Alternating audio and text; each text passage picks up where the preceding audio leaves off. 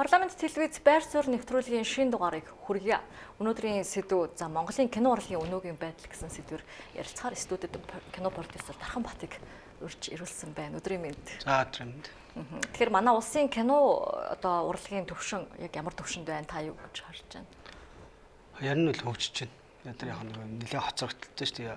Анх нэлээд нэг байрнаас гарсан боловч тэ явж байгаад 90-ад оны үед Монгол кино бүр хаягдсан тий. 2000 оны дунд үе хүртэл. Тэгээ одоо бол бас чадан янтай хөгжүүлэл манай нэг кино найруулагч ах хэлсэн байдаг нэг туулын мөсийг далаахан шахуу явж ирсэн хэдэн зэрэгтэл цуглууллаа гэдэг шиг яг хөгжөөл явж л ямарч байсан. Тэгэхээр ерөнхийдөө Монголд кино контент төрцмаг уран сайхны кино үйлдвэрлэдэг хичнээн студи продакшн байгууллагууд байгаа бол яг ер нь идэвхтэй нэг 20-од байгаа. Яг идэвхтэй. Тэгэхээс л ер нь хийгээл гараад гэх юм бол тэр нэлээд их тоо гарах баг. Тэгэхээр яг кино уран бүтээл хийх нь нэг талаараа яг гооц урлагийн талаар ингээд урлагийн бүтээлүүдийг үйлдвэрлэж байгаа гэж үзэж байгаа. Нөгөө талаас бизнесээр харъя те. Бизнес талаас хэр ашигтай байд юм бэ? Ашигтай чаддаг салбар уу? Юу л дээ ер нь бол ингээд кино хийхэд одоо шинэ яг зөвхөн Монголын зах зээл зориулж хийх юм бол төсөв багтаа хийхгүй бол зардал шиг болох маш бага. Яг л Монголын өнөөдрийн байдлаар хамгийн өндөр үзэлттэй кино гэтэл 300 мянга кино театрын орлого шүү дээ. 300 мянган хүн үзсэн. За хэлээ тэрийг хар ухаанаар бодоход нэг 10 мянгаар бодъё л да нэг тасалбар ихтэй 3 тэрбум. Тэрний чинь тэрбум 500 саяын кино театр аваа явчихна. Тийм ээ. Яг 50%. Тэнгүүд тэрбум 500 саяас чинь нөгөө кино хийсэн зардал маркетингүүд чинь дахиад 50% явчихна. За тэгээд 750 сая хэдэн хүн залжуулах хэд хуваах уу гэхээр яг тийм өндөр ашиг бол гарахгүй. Тэгтээ ямар ч нөхөрөгч нь хоолтойгоо тий хоосон байхгүй л хэмжээнд явна. Манай киночд кино контентууд хийгээд идэг. Тэгээд яг юг харж хийд юм бэ? Яг дотооддоо галтгоон ингээд дүүрчд юм байна. Лимиттэй гэдгийг харчлаа шүү дээ тий. Гадагшаага гарах зах зээл байд юм уу? Алсын хараа байна уу? Яг энэ ажлуудыг эхлүүлж байгаа болов. Тэг бага сая одоо яг гадны нөгөө кино бид нар гадны компаниуд кино компаниудтай ч хамтарч хийвэл кинонууд гадагшаа явах нь илүү амжилттай байдаг. Босоод улс орнтой хамтарч хийсэн тохиолдолд сая ихэд одоо Сингапурч найруулагч хийсэн Чимэг хотын жолоочгол кино нэлээд сайн явлаа. Тэр бол тэгээд улсын уран бүтээлч медиа компани Француудтай хамтарсан гэсэн юм. Тэр бол нэлээд сайн явсан. Тэгэхдээ ер нь киноны нэг жанраас бас шалтгаална. Одоо чи Монголдо зөвхөн зориулж хийж байгаа кино бол төсөв өндөр байх юм бол тэгэл эрсдэл хүлээн гэсэн үг шүү дээ. Тэгэхээр төсвөө яг мэдээж кино урлагч анх бизнес те мөнгө олох гэж үүссэн урлаг. Тэгэхээр төсвөө яг тэрэндээ зарцуулаад хэдэн төгрөг оруулах хэрэгтэй, хэдэн төгрөгийг зардал гаргах хэрэгтэй. Тэгтээ эрсдэл айгүй өндөртэй. Манай киночдтой хамтарч ажиллах сонирхолтой гадны улс орнууд ч үт юм уу аль нэг улсын. Тэгээ сая хууль батлагдсанаас хойш бол бас гайгүй ягаад гэхээр нөгөө 40% юм лөө 35% буцааж олгоно гэж одоо Монголд хөрөнгө оруулалт хийсэн бол тэр хэмжээний мөнгөнд буцааж олгоно гэдэг хуулийн дээр гарцсан. Тэгэхээр бас гадны уран бүтээлчд нааша хандж байгаа нь айгүй олон байгаа. Соёлын яамнаас тэр зөрүү мөнгөний өгнө гэсэн үг үү? Тийм. Соёлын яам кино урлагийн зөвлөлт гэж байгаа шүү дээ. Тэндээс өнөөхдөө за энэ кино уран бүтээлд Монголд тэдэн тэр хэмжээний хөрөнгө оруулалт хийжээ. Тэгэхээр тэдэн төрийн буцааж олгоно гэдэг. Тэр нь гарцсан учраас бас тэр хуулиас болж нэлээд наашаа кинонууд хандж байгаа. Монголын кино урлагийн сан кино урлагийг дэмжих байгууллагууд байдаг. Тэгэхээр соёлын яамны дэргэдэх яг юм байгууллагуудыг байгаа шүү дээ. Тэгэхээр ер нь яг киночтод яг юм бодтой гарт баригдахаар юм ажлууд юу хийгдсэн гэж та нар харж байна. Би одоо яхандаа яг тэр ажлаас нь барьж үзээг болохоор надад бол нэг мэдрэгдэг. Яг сургууль семинар гэж явж идэг төрөл байдаг л зүйл те. Тэгэхээр яг юм хөгжилтөнд гавьтай хувь нэмэр оруулсан юм бол одоохонд харагдахгүй мэддэггүй. Бидний хувьд л нөгөө жишээ нь кино уран бүтээлч кино юу яагаад сайн байх вэ гэхэл мэдээж хөрөнгө мөнгөтэй холбоотой тийм ээ. Жишээ нь хүмүүсийн цалин өндөр байж, хүмүүс нь ашиг орлого сайн бичиж кино сайжирч идэг тийм. Тэгээд тийм учраас манайх ч нөгөө маш олон платформуд байгаа шүү дээ. Одоо OTT үйлчилгээнүүд тийм. Жишээ нь ингээд тэр шиг бид нар одоо 88 Films гэж аппликейшн байгуулсан өөртөө. Тэрийг бид нар яах гэж байгуулсан гэхээр Монголд нэг юм байна. Кино гаргадаг одоо энэ Univision гэдэг бусад компаниуд ямар ч тийм шилэн биш. Бид нар одоо жишээ нь талх зарж байгаа хүн хэдэн талх зарж байгааг мэдж болдог тийм. Тэгтэл кино үзүүлчихэд хэдэн үзэж байгаа нь ямар ч мэдээлэл байдгүй. Тэр нэг юм биелэр л өгдөг үн ч юм уу бодлаа ч юм уу тэр нь ерөөсө кино итгэдэг байхгүй. Тэгээ бид нар ч гэсэн маш олон уран бүтээл өгөөл яг хэдэн үзэж байгаа. Бид нар яах гэж хянах вэ? Шилэн биш ямарч. Тэгэхээр бид нар энийг кино уран бүтээлч мөнгөтэй хийж кино сайн байх хэрэгтэй гэд бид нар анх өөрсдөө 88 Films аппликейшн байгуулад кино уран бүтээлчтэй кино хийгээд тэр нь болгоо шилэн яг өнөөдөр хэдэн хүн киногоо өглөө хэдэн хүн үзэж байгаа гэдэг нь секунд минут алдалгүй өөр дээр нэрж идэг гарч идэг өөртний IT код өгчдөг Тэгээд декодоор ороод үзэнгүүд за одоо чи ингээд таттай нэг киног л үзэнгүүд минийх нэг тоо нэмэгдлээ үнэхээр тийм байна гэж шилэн тэр болгоод бид нар бас нэг нэлээд сүүлийн хийснээс хойш аваад аппликейшн дагаад яг юм шилэн болоод өгчсөн. Тэгэхээр мэдээж киночтой орлого сайжирж ээж кино сайжирна шүү дээ тий. Тэр үднээс тийм хийсэн тэр маань ч амжилттай яваа. Тэгэхээр аппликейшнуудаар кино хөгжүүлэлтүүд, кино борлуулалтын ажлууд их явагддаг болсон. Тэгэхээр нийтдээ хэдчнээ аппликейшн яг энэ ижил төрлийн үйл ажиллагаа явуулж байна. Одоо урьдчилдрах би үзэж байгаа нэг 15 аппликейшн байсан шүү. Тэгэхээр Univision-ийн нэг лук мөгори гэдэг бүгдийг нь оруулаад шүү дээ тий. Тэгээд 15 аппликейшн өгшөөч нэгт нь ойлгосон шүү дээ тий. Тэгэл зах зээлээрээ аль чанартай сайн юм хийж байгаанууд нь үлдээл тэгээд нөгөө аль шудраг байгаанууд нь үлдээл тэгээд шудраг ус чанаргүй бол тэгэл шигшгтэл явах байх л та.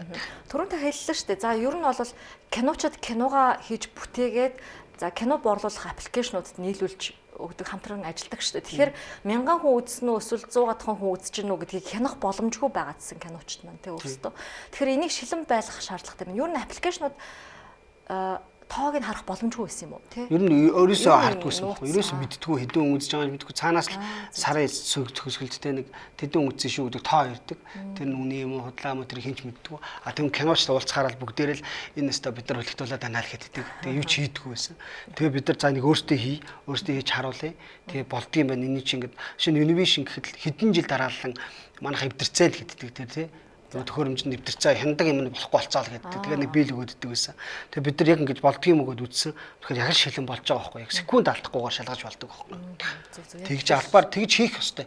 Хийжээж киноны орлого сайжирна. Хүмүүс чинь шин за би энэ сар тэдэн дөрөвний орлого олж байгаа юм биш. Миний орлого тэд байна. Би дараа нь энийг ийм уран бүтээл хийгээд энийгээ тэд дээр зарцуулж шүү гэдэг тийм тооцоол судалгаа гараад ирнэ шүү дээ өөрсдөд нь тийм. Тэгэхээр харанхуй хэдэн дөрөв орох нь мэддэхгүй, яах нь мэддэхгүй яваад тах ч бас хэцүү шүү дээ. Тийм байна. Тэгэхээр ахиц дэвшил гарч ийн гэж харж байна л да. За ерөнхийдөө бид нар бас аппликейшнаар кино үзэхээс гадна кино театрууд бол угаасаа байж л байх. 10 жилийн дараач байж л байх тий. Тэгэхээр кино театруудыг дагсан маш их маргаанууд байдаг юм уу? Айгүйх тийм асуудлууд явдаг штэ. Киночид кино театрын одоо эзэд гэдэг юм уу? Дундаа нэг юм ойлголцолд хүрч чадахгүй л яваад байна л да. Яг юун дээрээс болоод маш том маргаан. Тэгээ яг юу л тий. Нөгөө кино театрууд бол ингэдэг сайн нөгөө дэмжих кино гэж харандаа байд юм шиг байгаа. Миний бодлоор тэгээд бид нар өөрсдөө киногоо үзсэн ч хүмүүс чинь юу гэдэг таны кино үзэгчийнхаа нийт үзэгчийн одоо 3 хоног гараад 3 хоногийн үзэлт нь нийт үзэгчийнхаа 30% 40% нь өрөхгүй 20% 30% нь өрөхгүй буулгана гэдэг гэрэн дээр чинь тэгэнгүүт нь заа гэрээ ичингүүд өглөөний 9 10 11 12 цагт кино цагийг тавьчих штэ тэр үед очиж кино үзэх хүмүүс байхгүй штэ тэгэхээр чинь нөгөө киноч яач ч утсан нөгөө 30% өрөхгүй штэ тэнгүүд заа буулаа гэж буулгачдаг тийм юмнууд байна. Тэгэхээр чин хэрвээ оройны үзэлцүүд нь ингээд цагаад яг нэг үздэг цаг байж та хүмүүс одоо 19 цагаас хойш цагуудад нь тавьчаад 30% тоолох юм бол арай өөр тоохрох байх. Тэгэхгүйгээр дандаа өглөө ер нь кино үздэг хүмүүс байхгүй шүү дээ. 4 5 хүн хоосон байждаг зарим үед. Тэгэхээр өглөөний үзүүрүүдээс нь төврийн аргаар тоо. Тий, тэгээд өглөөний үзүүрүүдийн үзэж үзэл танах 30% өрөөг анаага болгочдөг юм. Буулга ихсэн киногоо бол. Зүг. Тэгэхээр кино нийлүүлэгч, кино бүтээгчд ярьдаг л та ерөнхийдөө кино театрт 50% авах нь буруу гэж үздэг тийм. Нөгөө талаас яг нэг талаас бизнесийн байгууллага. Гэхдээ нэг шодрох биш юм нь юу гэхээр тэр кино театрт явж байгаад оронгууд бид нар оронгууд ингээд энэ тэнд ханнууд дээр нь өлгөөтэй афиш анаснууд шүү дээ манай киноны тий. Тэгээ дээр нь дэлгэсэн дээр нь киноны юм явж гин тий. Тэр болгондоо бид нар мөнгө төлдөг байхгүй. Дахиад 50% өгч байна. Энэ чинь ер нь аягүй шодрох биш байхгүй. Ягаад тэгэхээр бид нар тэр кино театрт орлогоо 50% өгч байна. Тэгээ бид нар маркетингаа хийж киночд өөрсдөө бүх борлуулалтынхаа маркетинг телевиз бүх мөнгөө зарлагдаал бүх тэгтэл кино театр нь зүгээр 50% нь авч байгаа мөртлөө дотор нь явж байгаа самбарууд нь дотор нь явж байгаа дэлгэцэн дээрээ бид нар мөнгө төлдөг дахиад. Тэгэхээр тэр бол аягүй шодрох биш байхгүй юм уу. Уг нь тэрийг бол театрын даамар байхгүй өөрсдөө. Тийм бай. Тэгэхээр дэлгүүрээр ярих юм бол одоо 5,000 төгрөгийн бараа бүтээгдэхүүнийг 2500-аар тал үнээр нь аваад зардаг л гэсэн үг юм байна. Тэгэхээр бас энэ дээр эргэж харах шаардлага үүссэн байна. Манай киночид яагаад нэгддэггүй юм болоо? Энэ шүүмжлэл миний мэдхийн 10 жилийн өмнө 2015 орчим онд явж байсан. Тийм ба. Аха. Манай киночид ингээд тусдаа яваад ах шиг байна л да. Тэгээд яг нэг салбараасаа буцах нь буцаж जैन тий. Өөр төрлийн бизнес руу орох нь орж байна. За ер нь нэгдээд ингээд явуул яа гэм бэл гэж бас баашдаг ш. Та тэрэн дээр ямар байр суурьтай? Явуул нь тий. Нэгдэх гэж үзсэн. Тэгээд нөгөө кино уран бүтээлч нэг талаасаа бас их завгүй байдаг. Байнга л нөгөө юусэн шагаал ер нь гэртээ чанах завгүй л ажиллаж байдаг хүмүүс шүү дээ. Тэгэхээр нэг бие бодохдоо бол тэр тал руугаа нэгдэж ингээд ажил болгоод явах нь бага юм болов. Зүгээр яг төлөөлөл болгож өөр хүмүүс тэр явахгүй бол яг уран бүтээлчд өөрсдөө явна бол бодлаа. Ер нь тэгж яв. Та нарын өмнөөс явдаг холбоотууд гэж байдаг уу? Ер нь кино уран бүтээлчдийн нэгдсэн холбоо. Уул нь одоо энэ кино урлагийн зөвлөлт гэдэг юм чинь тийм их хэвээр байхгүй юу? За. Уул нь кино урлагийн зөвлөл гэж одоо Монголын киночдыг төлөөсөн төрийн байгууллага байна шүү дээ. Тэр байгууллагч л уул нь энэ киночдын өмнөөс энэ театруудтай явуулах хэрэгтэй тий. Киночдын өмнөөс соёл дүрмэнд нөрсөлт хийж байгаа, киночдын өмнөөс явж явах хэрэгтэй байхгүй юу? Тэгвэл тэрийг арай хойрох хийгээд байгаа юм бол гэж харж байна. Ямар ч юм бидэрт нэг тийм сүртэй мэдгдээд өөрчлөлтүүд байгаа. Яг 10 жилийн өмнө хийжсэн хэрүүл тий кино шатруудад хийжсэн хэрүүлүүд нөгөө IPTV өвдөлтийн үйлчлэгэд хийжсэн хэрүүлүүд яг хэвээрэл байна. Тэгэхээр нөгөө байгууллагад бидний энэ гардаа тавьд харъя гэсэн юм бол байхгүй. Ийгээгүй байл гэж бодож байна. Тэгэхээр кино уран бүтээлчид ерөнхийдөө яг нэг юм зөрчил үүсэт идэм байл л дээ. Тэгэхээр яг уран бүтээлийг хиймээр байдаг. Гэтэл тэр нь бол зарагдахааргүй ч юм уу ашиг олохооргүй байна. Тэгээ ер нь ингэж хэлсэн шүү дээ. Одоо би багш гэдэг явдаг уу тий уран бүтээлч нь. 17 онд би багш гэж кино хийгээд.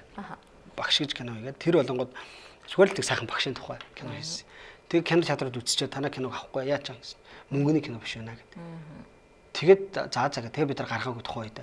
Тэгэнгүүтээ одоо ингээд телевизээр гарах, ютубээр гарахаар доотлолт хамгийн сайхан сэтгэлдлүүд үүсдэг те. Ерөнхийдөө багш гэж ийм сайхан байдаг шүү, ийм байдаг шүү гэж бичээд.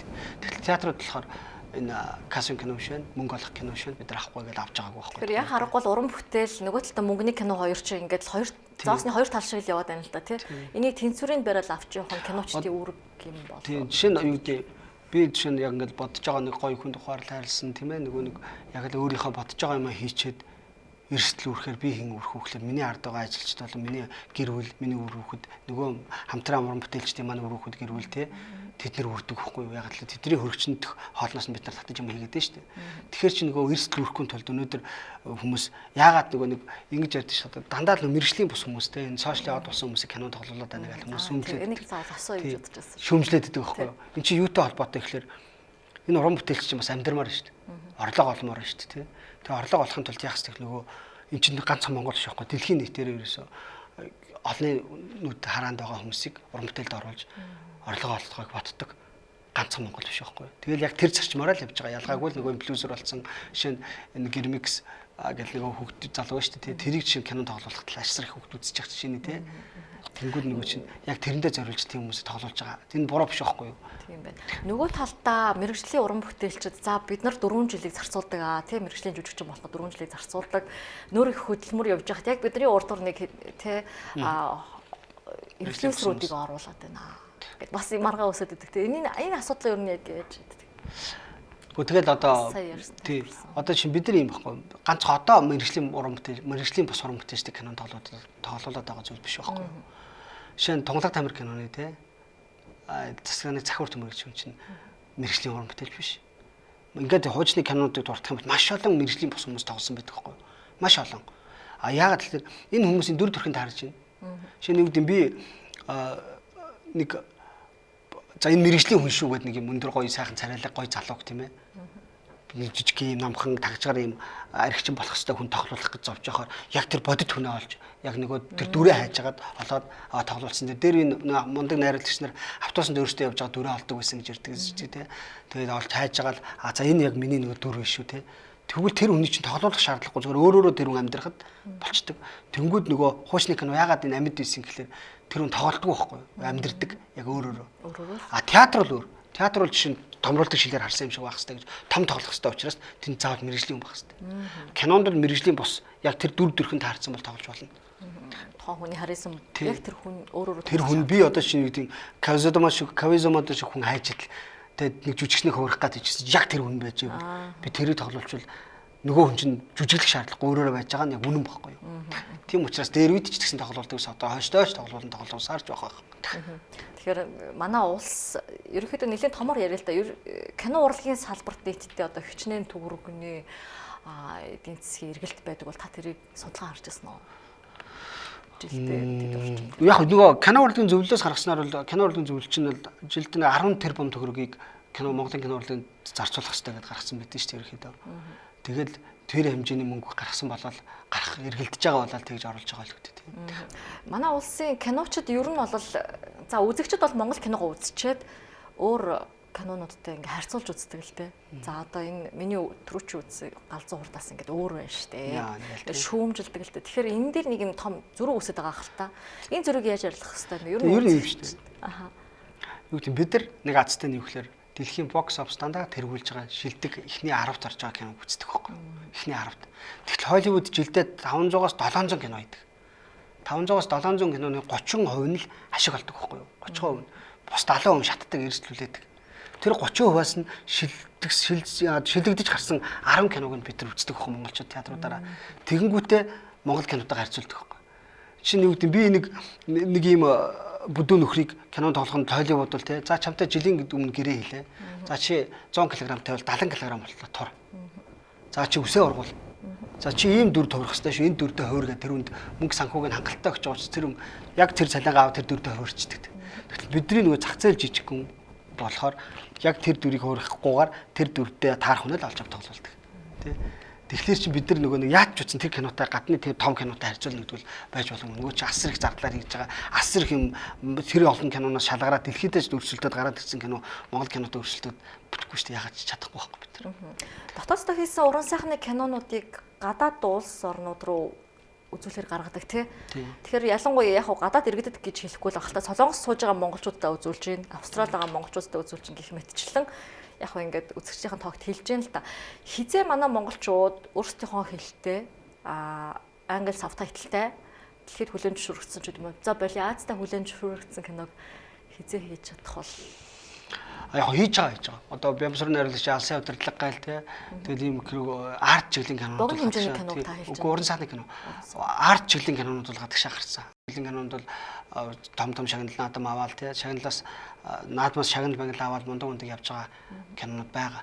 Гэхдээ юу гэдэг бид нар нөгөө нэг хизээ гэдэг нь юу гэдэг гэхэлэр яг тийм нарийн таа хэлж чадахгүй. Өнөөдрийн байдлаар бол одоо ч хийгдчихэж магадгүй шүү дээ тийм ээ. Тэр кинонууд нь.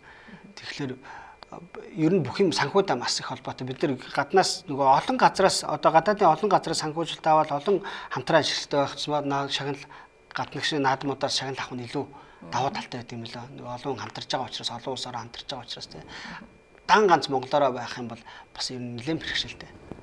Тэгээд монгол хэл дээр сабтайтлтай гарч байгааг бол бусад платформ гадны яг л манайх шиг мөвдөдийн үйлчлэгээ үзүүлдэг компаниуд бол монгол кино зөндөө байгаа шүү дээ. Бас ялгаагүй авдаг.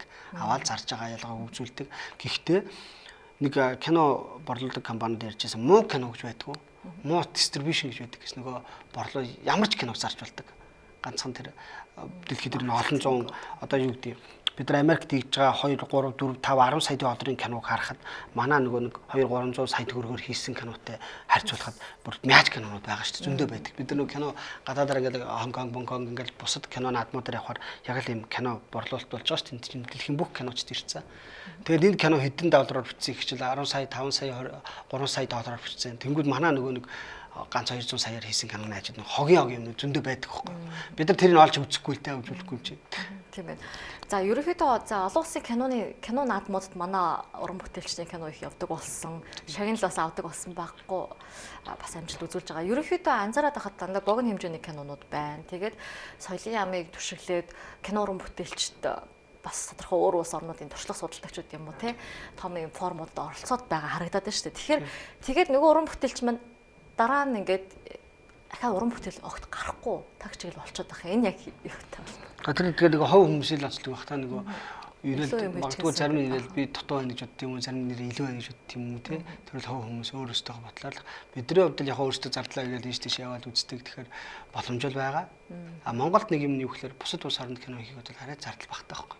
Өртөг багтаа хийх боломж нь. Хүний нөөцийн тухайд гэвэл за хуучин болвол цөөхөн хүний бүрэлдэхүүнтэйгээр уран сайхны кино хийждэг байсан баг. Тэгээд нэг жолооч нь те гэрэлтүүлэгч хийгээд ч гэдэм үү ингээд хэд хэд хүний үрг ройлыг нугалдаг байлаа шүү дээ. Тэгвэл одоо хүний нөөцийн хувьд гэвэл одоогоос 10 жилийн өмнөхтэй харьцуулбал ямар түвшинд очсон? Ерөнхийдөө ер нь дайггүй манайхан айгүй нөгөө гадныхантай бас ажиллаж үзэж байгаа учраас маш сайн хөгжиж байгаа. Ер нь тэгээд техник тоног төхөөрөмжийн хувьд маш хоцрогдсон байлаа шүү дээ. Одоо энэ хов компаниуд маш их яг л энэ Холливуд ямар техник хэрэглэж байгаа бүгдийг оруулаад ирсэн.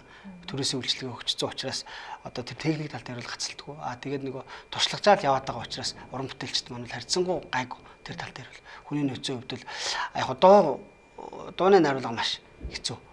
Манайхан арай болов мэрэгжлийн төвшөнд нь тэгж хийж чадахгүй байгаа. Гэхдээ яг маш ч төгсчл байгаа юм.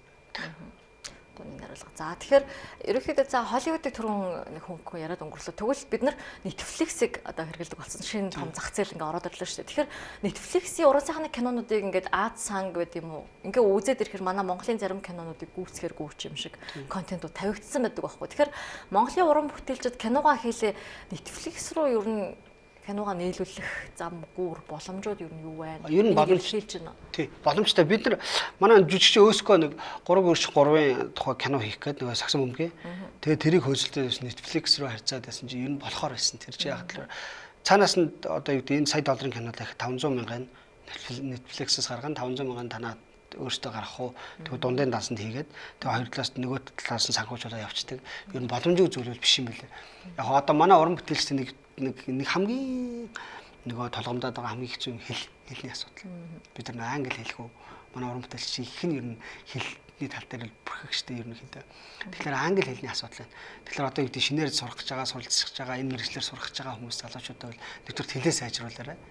Тэг хэлтэй үл тэгээд хөлтэй гэж хэрвээ хэлтэй байх юм бол бас боломж байна. Дэлхий рүү гарах бас боломж байгаа юм байна. Тэрэндээ бэлтгэх шаардлагатай байна тийм. Сая жишээ нь одоо Солонгос руу жишээ нөгөө Энда Хаус 3 гээд Солонгос нээлттэй хийж чинь тий. Тэгэхээр чи бас хөрхи тоож эхлээл ямар ч театруудаар нь аль бис нэрхтээ гараад эхэлчихлээ манай кино. Тийм байна. Тэгэхээр гадагшаага за Монголд хийгдсэн уран бүтээл кинонуудаа аваад гадагшаага явдаг манай кино уран бүтээлчд тий. За хаана монголчууд байна тэр газар очиж үзүүлэхгээ явдаг шүү дээ. Тэгээд үнэхээр тодорхой хэмжээнд ашигтай байж чаддаг болов эсвэл яадаг бол? Үгүй нэг сүртэй ашиг болохгүй шүү дээ. Тэр чинь яг зүгээр Монгол тэнд байгаа монголчуудаа л хүргэж яахгүй юу гэхэд тэгэхээр яг нэг зардлаа дагаал тэгэл нэг ёстой чихэр жимсний мөнгөтэй л ирдэг баг. Тэгээс нэг сүртэй тийм оцоож авалт болохгүй шүү дээ. Тэгээс тэнд хүн ам нь хэд байгаа тэг цөөхөн байгаа. Тэгэхээр нэг ямар ч байсан тэнд байгаа Монголдо байхгүй байгаа Монгол хүмүүстэй л уран бүтээлээ үзүүлэх гэж зорж явж байхгүй өөрсдөөсөө эрсдлүүрээд зарим нь очиод төрхий үзэхгүй ч үе байгаа шүү дээ. Тийм байна тий.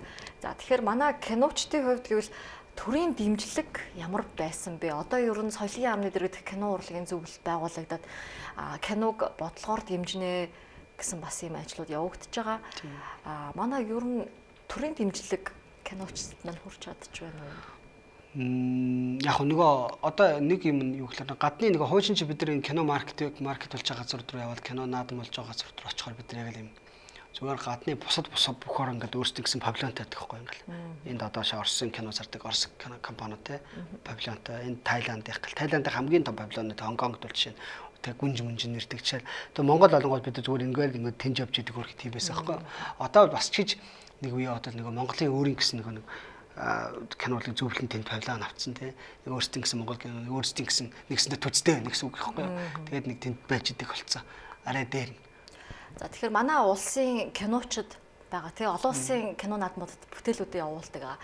Ер нь явуулж явах нь хэрэгтэй байд юм уу? Ер нь ингээд олон улсын кино наадмуудад хамгийн оргил том шагнал суппорт дэмжлэг байд юм уу тий? Энэ яг хичнээн долларын жидийн шагнал урамшуул дэмжлэгүүд байт юм бэ? За би тэрийг л яг нарийн мэдэхгүй байна. Ерөнхийдөө бол кино наадмууд руу киногоо явуулж явах нь маш хэрэгтэй. Юу гэхээр өөрийгөө таниулж өгнө, танигдж өгнө. Тэгээ Монгол кино ямар байдгийг хүмүүс үзнэ. Тэндээс ч нөгөө дараагийн уран бүтээлээ хийх хамтрагч олж авна. Хэрвээ тэгээд яг өөрөө бараа ячаал гэртээ суугаад байвал хинч харахгүй шүү дээ. Тэгэхээр тэр кино наадмууд руу явуулж ш тэндээс хамтран ажиллах киночтой олж авна. Тэгээ бусад киночд үзээд ийм богино хэмжээний кинонууд бол жишээ нь гадагшаа кино наадам руу очингод үзчихээд энэ нь чинь бүрийн хэмжээний кино болохыг гэдэг саналууд тулж ирдэг. Зарим кино тэнгууд тэрийг бүрийн хэмжээний болох боломж байна. Нэг эсвэл өчнөө олон өөрийнхөө тэр нэг CV-г нэмжин тий. Өөрийнхөө чанаржуулж जैन тэрийг үзчихэд хүмүүс алдаа нь юу байгаа, оноо нь юу байгаа. Би энд явуулснаар дараа би кино явуулвал яах юм бэ гэдэг маш их юм мэдж авна. Тэгээд ерөнхийдөө боломжтой байвал бид нар явуулчих хэрэгтэй. Том жижиг нь хамаагүй кино наадам руу. Тэгээд тэндээс ч бид нар харьцуултын өөрсдөө аль төвшөнд яваагаа. Манай ихтэй сургуулиуд яг киночдыг бэлтэж байгаа ихтэй сургуулиуд байдаг л да. Тэгэхээр ихтэй сургуулиудын чанарын асуудлыг эргээд бас шүүмжлэх бас юм хүмүүс бас байгаад байна. Тэгэхээр яг киночдыг бэлтэж байгаа ихтэй сургуулиудын чанар, хүртээмж, одоо багшлах нөөц. Тэгээ ер нь ийм юм билээ бас бид нар яг чанар муутай зарим янз бүрийн сургуулиуд байгаа багшаасаа шалтгаалсан байсан. Тэнгүүд бидний үед оюутан багтаа анх сургуульд орчвол сургууль юу ч заахгүй юу ч мэдгүй бид нарт юу ч заасангүй гэж боддог. Одоо төгссөний дараа ингээд бодож байгаа. юм болгоол шүмжилж идэг те оюутнууд чинь бид нар юу ч заасангүй. Тэгтэл бид нар яг кино урлагийн сургуульд орохдоо юу мэддэг байсыг бодонгод юу ч мэддэггүй тийм ээ. Нэг баланч мэддэггүй. Тийм л хүүхдүүд орчоод тэндээс юм ойлгочод гардаг. Тэгээ дараа нь багш нараа голоод мяалаад байдаг тий. Тэгтэл бид нар багш гэдэг чинь өөрөө зүгээр мэдээллийг хүргэх үүрэгтэй. Оюутан өөрөө тэрийг цааш нь дамжуулах хэрэгтэй байхгүй. Оюутан өөрөө тэрийгээ цааш нь дэлгэрүүлж сурах хэрэгтэй. Тэгэхээр ихтэй сургуулиуд бол яг мэдээж тодорхой хэмжээнийхээ нөгөө өөрсдийнхөө сургуулийнхаа яг норм журамдаа заасны дагуу хичээлээ зааж байгаа. Тэгэхээр оюутнууд өөрсдөө тэрийг дэлгэрүүлж сурах хэрэгтэй байхгүй. Тэгэхээр бид нар яг л одооны оюутнууд ч гэсэн манай сургууль юу заахгүй тэхгүй байна гэж бүгд ярьдаг. Бид нар ч гэсэн тийм л оюутан байсан. Гэхдээ нэрээ юу сурах байсан мэддэг байсан бид нар. Орохдоо юу ч мэддэггүй байсан шүү дээ. Итүүд гэж юу гэдгийг мэддэггүй, монологоо мэддэггүй, монтаж юу гэдгийг мэддэггүй, тэг гэрэл тавилт гэж юу гэдгийг тийм ээ. Юу ч мэддэггүй, найруулагч ингэж юм байдгийг, жүжигчин ингэж юм байдгийг гэдэг ялах салгадгүй тийм хүмүүсд ороод тэгээд төгсөхдөө мэдээлэлтэй болчдөг. Тэр мэдээлэлээ өөрөөсөө авчаад тэрийгээ өөрөөсөө дэлгэрүүлэх хэрэгтэй байхгүй. Тэгэхээр би бол сургуулийн чанар гэхээс илүү хов хүнээс нь өөрөөсөө шилжүүлдэг. Тэгээд багшийн сэтгэл гэж юм байна. Багш гэж хүн яг хүүхдтэй юм сурахыг ямар ах хэвтэй вэ гэдгээ өөрөө маш сайн зааж өгөх юм бол тэрэндээ хүмүүс сурцсан хүн ч юм бол цаашаа өөрөө хөвлөгдөд явчихна.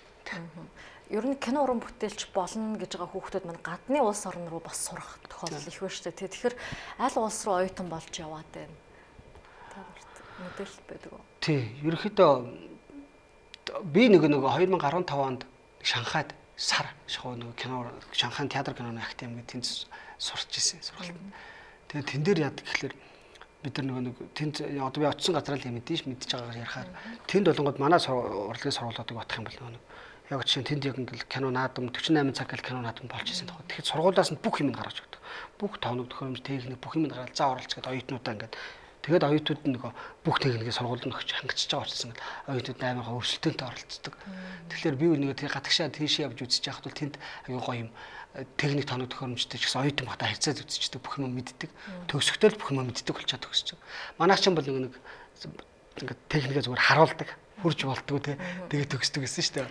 Тийм байна. Тэгэхээр кино наадмуудад 48 магадгүй жишээ авъя. 48 цаг кино наадамд оролцохын тулд 48 цагийнхаа баггүй хугацаанд нь техник тоног төхөөрөмж түрээслэх ч гэдэг юм уу мөнгө босгох объектоо хайх гэж цагийг алдчихсан тийм оюутнуудын кейсийг бол мэдх юм байна.